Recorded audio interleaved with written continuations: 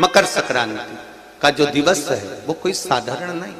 आप लोग दान करते हो मकर संक्रांति में? कितनी चीजें दान करते हो? और सुहागन माताओं को देते हो ना? क्या देते, कितने देते हो?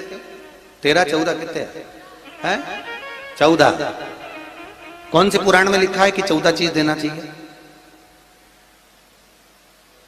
अरे बोलते जाओ जरा जल्दी जल्दी, बड़ी मुश्किल से तो पकड़ाई में आते हो तुम शिवरी नारायण वालों। 14 चीजें दान देना है। किस पुराण में लिखा है? कोई तुमसे पूछ सकता है तो महाराज आप कह सकते हो अग्नि पुराण में वर्णन आता है। कौन से पुराण में लिखा है? अग्नि पुराण में लिखा। देव ऋषि नारद भगवान विष्णु के पास जाकर पूछते हैं, नारायण कृपा करिए। भगवान विष्णु ने पूछा क्या बात है, बोलिए। देव ऋषि नारद क्या चाहते, चाहते क्या हो वो बताओ।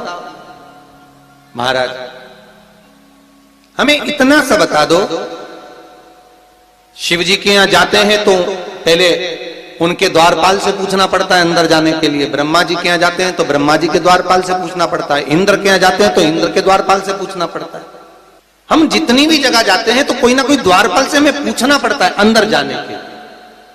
भगवान देवऋषि नारद कह रहे हैं नारायण से कुछ ऐसी कृपा कर दो कि हमें किसी से आज्ञा लेना ही नहीं पड़े।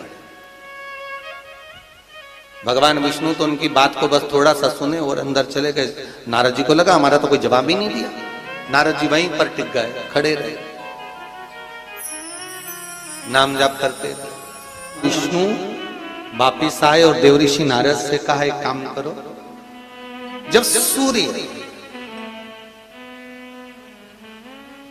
मकर में प्रवेश करते हुए उत्तरायण की ओर जावे, उस घड़ी उस पल में देवऋषि नारद तुम 14 बार भगवान के नाम का, शिव नाम का दान दे दीजिए। भगवान नारायण के नाम का, राम नाम का, कृष्ण नाम का दान दे दीजिए। अब देखो यहां पर यह नहीं लिखा कि प्लास्टिक का डब्बा दो। समझ लेना जी हो अच्छे से कि लोगों ने दान को कितना भ्रष्ट कर दिया वो बताया जा रहा है। अग्नि पुराण में यह नहीं लिखा कि तुम प्लास्टिक की चाय की चन्नी दो 14, बाल्टी दो 14, या प्लास्टिक का डब्बा दो 14 है। यहां पर यह नहीं लिखा है कुछ भी हो। यहां क्या लिखा अग्नि पुराण में कि मकर संक्रांति के दिन जब सूर्य उत्तरायण भाव में प्रवेश करे, मकर में जावे, उस समय पर देवऋषि नारद तुम्हारे मुख से अगर 14 बार भगवान के नाम का दान 14 जीवों को दे आओगे तो किसी भी देवता के पास जाओगे तुम्हें परमिशन की जरूरत नहीं पड़ेगी, तुम डायरेक्ट प्रवेश कर जाओगे। डायरेक्ट। अब तुमको अगर वैकुंठ में डायरेक्ट प्रवेश करना हो तो बिना पूछे, तो उसके लिए कहा ही मकर संक्रांति पे दान दो। तो किस चीज का दान देना है हमारा? प्लास्टिक का डब्बा नहीं, बाल्टी नहीं, चन्नी नहीं। फिर किस चीज का नाम? तो कहा अगर देवर्षि नारद आप दान दे रहे हो तो 14 नाम का दान दीजिए। 14 जीवों को नाम का दान दे दो, भगवान के नाम का भजन करो। और अगर संसार के लोग दान दें तो किस चीज का? तो के अन्न से बड़ा कोई दान, अन्न से बड़ा कोई दान। अच्छा, कई लोग कहते हैं कि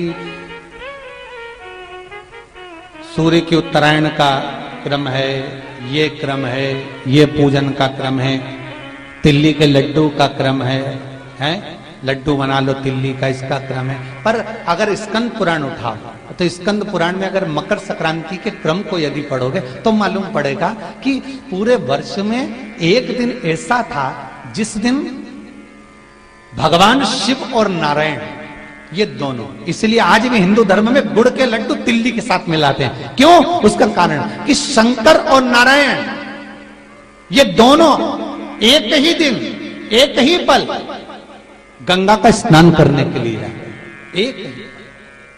एक भगवान शिव,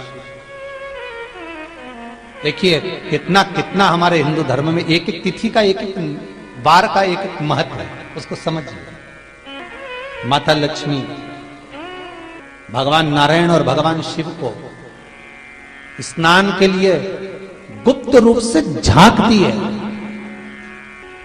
तो भगवान विष्णु ने तिरछी दृष्टि में माता लक्ष्मी को देखा,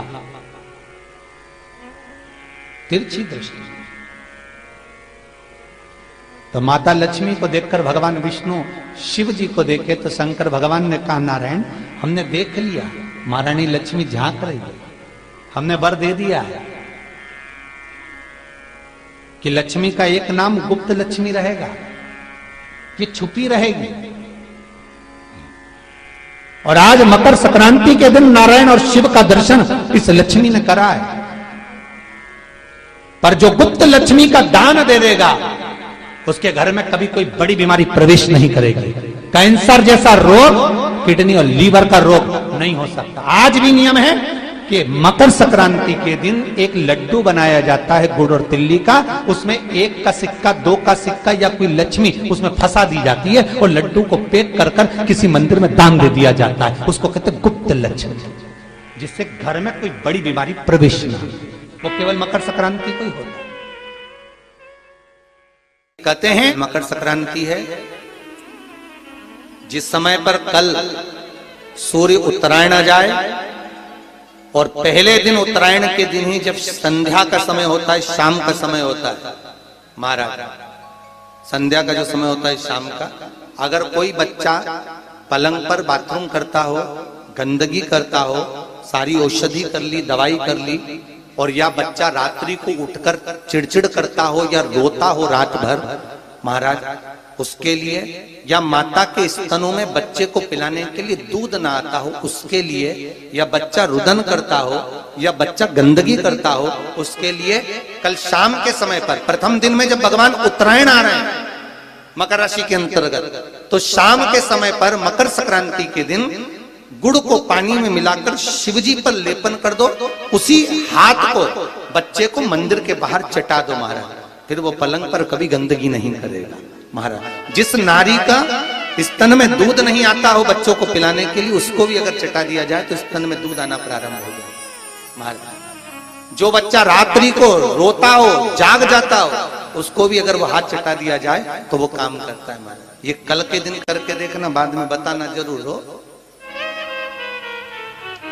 शुगर वाले जीव जिनकी शुगर ऊंची नीची हो रही हो, ज्यादा शुगर की परेशानी आ रही हो और इंजेक्शन लेना पड़ रहा हो, उनके लिए निवेदन है काली तिल्ली कल के लिए है ये खास तौर से, बाकी के शुगर के लिए तो उपाय और बाद में बता देंगे, पर कल के लिए जो करना चाह रहे हैं जिनकी शुगर लेवल में नहीं आ रही है, काली तिल्ली शंकर भगवान के शिवलिंग पर समर्पित कर दो और उस काली तिल्ली को जब शिव जी पर चढ़ाएं तो महाराज हाटकेश्वर महादेव का नाम लेना है। कौन से महादेव? हाटकेश्वर महादेव का नाम लेना है और शंकर भगवान पर काली तिल्ली चढ़ाते जाना है। उसमें कंकर नहीं हो, सफेद तिल्ली का एक भी दाना नहीं हो, इसका ध्यान रखिए।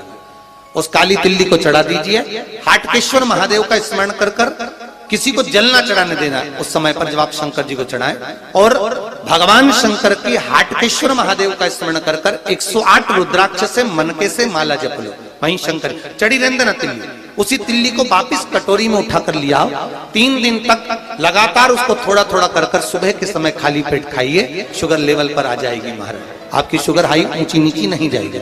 हाटकेश्वर महादेव का स्मरण। श्री शिवाय नमस्तुभ्यम्।